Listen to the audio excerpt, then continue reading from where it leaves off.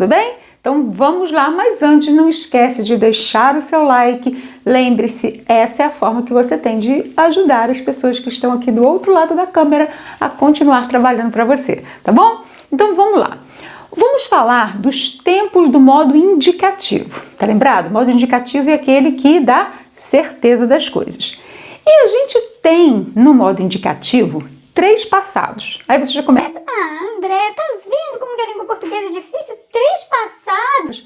Gente, nós usamos 3 passados, não foram os gramáticos que inventaram 3 passados, né? E esses 3 passados enriquecem a nossa língua porque ele nos dá realmente várias possibilidades de demonstrar aquilo que a gente está querendo falar, né? Então, por exemplo, se você chega para alguém e diz assim: nossa, eu colei na prova. Coisinha errada, né? Não é para fazer. Mas se você diz isso para alguém, a pessoa de repente pensa assim: poxa, um momento de desespero, um dia ele foi lá, fez aquilo. Mas se você chega para alguém e diz assim: nossa, eu colava nas provas.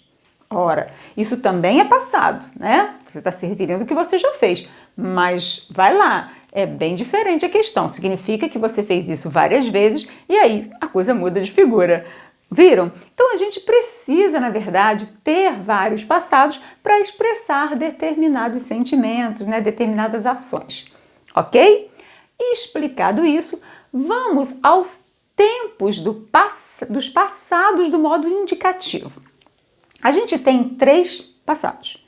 E os gramáticos deram o nome a esses passados de passado perfeito, imperfeito e mais que perfeito.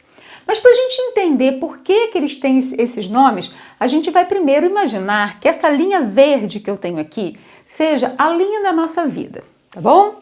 E a gente tem aqui então o presente, tá? E a gente vai falar um pouquinho dele também. Presente, gente, é tudo aquilo que faz parte da sua vida hoje. Não é o que você está fazendo agora, mas o que faz parte da sua vida. Não acabou, né? Não teve um final ainda. Então, por isso, é chamado de presente. Então, se você fala assim: eu estudo inglês, você não está estudando inglês agora, você está estudando português. Mas, se você fala que você estuda inglês, subentende-se que você faz isso na sua vida hoje. Isso faz parte da sua vida, certo? Então, presente é o que está acontecendo agora. E aí, tudo que já aconteceu, que não acontece mais, a gente chama de passado. E para a gente explicar, como eu disse, os nomes que os gramáticos deram, a gente vai filosofar também um pouquinho. Dizem, gente, que o passado é a coisa mais certa que a gente tem na vida da gente. É aquilo que aconteceu e não tem jeito de você mudar, então por isso, você devia largar para lá e esquecer, porque não tem volta. Então por que eu estou te dizendo isso? Porque os gramáticos deram o nome de passado perfeito aquilo que dá a ideia de ter acontecido uma vez só na sua vida, tá? Então imagine alguma coisa que aconteceu somente uma vez. Já que eu comecei com o verbo cantar aqui, eu vou continuar usando ele aqui para a gente poder entender. Vamos supor que você cante muito bem, né? E um dia você chegou num determinado lugar, estava numa festa e alguém chamou você para ir ao palco e você foi lá e deu um show maravilhoso lá naquele dia. Muito bem.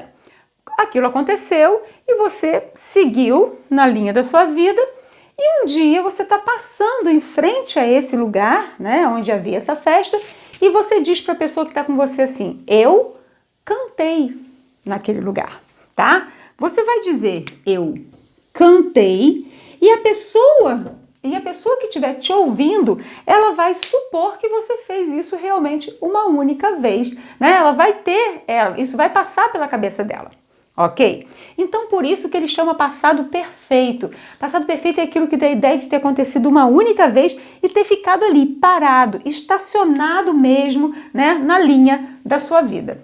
Tudo bem?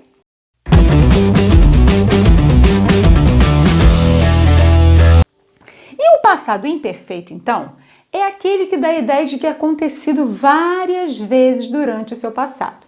Então vamos supor que nessa festa você foi lá, subiu ao palco, cantou e o dono do estabelecimento adorou o seu show, tá? E te contratou para trabalhar ali. Aí você foi lá, cantou um dia, depois voltou, cantou de novo, tá?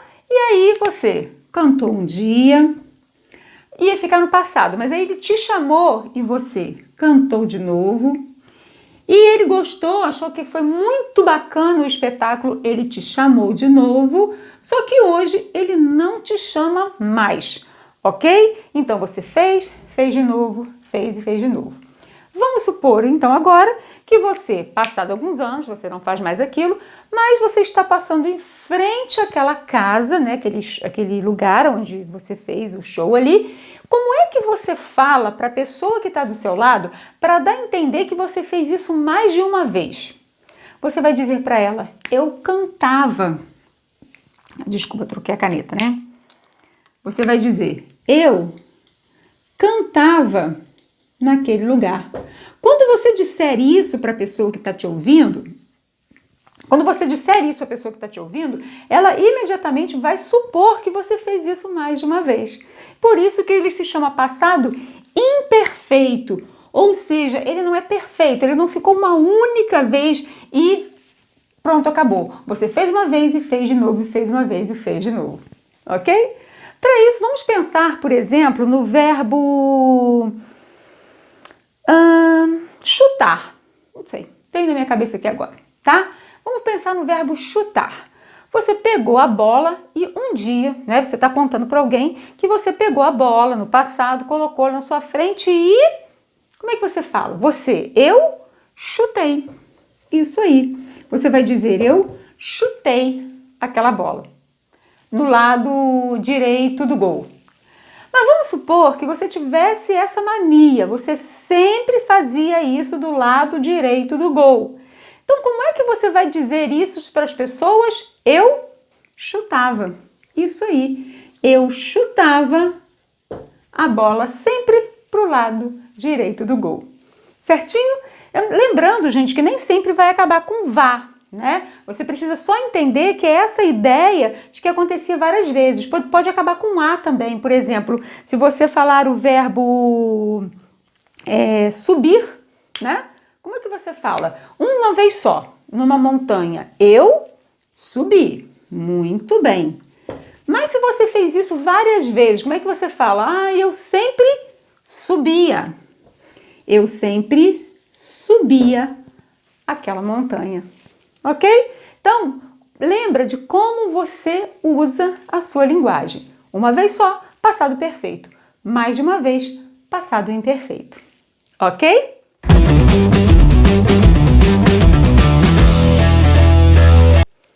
Então, vamos a esse bonitinho aqui. O mais que perfeito. Primeiro, a gente vai entender esse nome, mas aí, gente, tem um jeitinho muito fácil de gravar ele. Primeiro nome é o seguinte, por que ele chama passado mais que perfeito? É porque ele normalmente se refere a algo que você fez antes de um outro passado. Como assim? Vamos supor que você, lembra essa casa de espetáculo que você foi lá e cantou naquele dia e tal? Vamos supor que você tivesse, antes de cantar ali, você tenha se casado naquele lugar também, tá? Você hoje vai estar passando em frente a esse lugar e vai dizer assim, eu cantei, já passou, primeiro passado, eu cantei na casa de shows onde eu casara. A gente não usa mais isso, a gente usa uma locução verbal que a gente chama, dois verbos, né? Tinha casado. Aí você fala assim, eu cantei na casa de festa que eu tinha casado, né? Então, ou às vezes a gente usa até os dois passados juntos, né? Eu cantei na festa, na casa de show onde eu casei. Mas normalmente, se você quer dar a entender que você fez isso antes de um outro passado, o ideal seria usar o passado mais que perfeito, tá? O ideal, gente, dentro da modalidade culta da língua, se você precisar utilizá-la. Tudo bem? Então, mas como que você vai gravar esse passado mais que perfeito? Você vai gravar, gente, que essa é aquela forma verbal que a gente quase não usa. Você vê em texto bíblico, você vê às vezes em textos literários, às vezes em textos jornalísticos, né? Dependendo da situação, do público ali, eles podem utilizar esse tempo verbal também, mas é esse que você quase não usa. Aí, gente, é o fizera, dissera, pensara, cantara, amara, ok? Sem acento. Esse te soa mais estranho. Então, como é que vai ficar o verbo cantar, né, no passado mais que perfeito? Eu vou dizer Cantara, sem acento, tá, gente? Se você colocar o acento, vai ficar cantará, né? Que é o futuro que a gente vai ver daqui a pouco. Então, cantara. O chutar, como é que vai ficar? Eu chutara. Muito bem. Aí, ó, quer ver como é que você pode criar uma frase? Você fala assim, eu peguei, ó, já usou o passado. Eu peguei a bola que eu chutara pro gol. Significa o quê? Você tinha chutado essa bola antes de pegá-la, tá? E o subir, como é que vai ficar? Subira, tá? Então, eu passei em frente à montanha que eu subira na semana passada, ou onde eu subira na semana passada. Certinho? Ok? Então, passado perfeito dá a ideia de ter acontecido uma vez só. Passado imperfeito dá a ideia de ter acontecido várias vezes. Passado mais que perfeito é esse que você quase não usa, né? Que você substitui pelos dois verbos, né? Por exemplo, tinha cantado, tinha chutado. E a gente vê normalmente em textos bíblicos literários.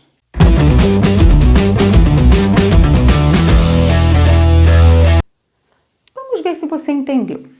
Se eu te disser assim, eu comia na casa de uma amiga minha todas as vezes que eu saía da faculdade. Comia. Que tempo verbal é esse? Primeiro, é o modo indicativo, porque eu estou te dando certeza de algo, tá? E se eu estou dizendo que eu comia na casa da minha amiga quando eu saía da faculdade, eu dou a ideia de ter feito isso várias vezes. Então, eu estou falando do passado imperfeito, né? Se eu disser para você assim, eu comi estrogonofe ontem no almoço, tá? Então, quando eu falo com você, eu comi, eu já estou dando ideia para você de uma coisa que eu estou me referindo a uma coisa única de ter acontecido naquele momento ali. Então, por isso, eu estou falando do passado perfeito, do modo indicativo.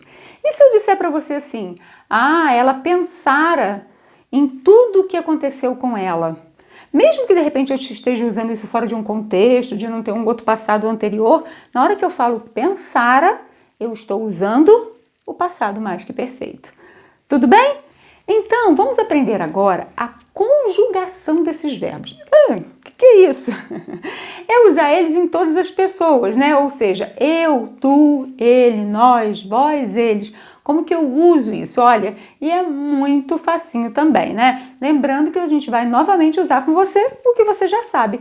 Quando você tem que falar que um amigo seu fez uma coisa uma vez só, como é que você fala? Se você quiser dizer que seu amigo cantar num determinado lugar, você vai dizer que ele, seu amigo, cantou. Isso, uma vez só, tá vendo? E quando você quiser dizer que seu amigo fez aquilo várias vezes, meu amigo sempre cantava, vai ficar igualzinho eu ali. Então, a gente usando isso que você já sabe de língua portuguesa, a gente vai ensinar então a conjugar os verbos, tá? Então, acessa o vídeo aqui.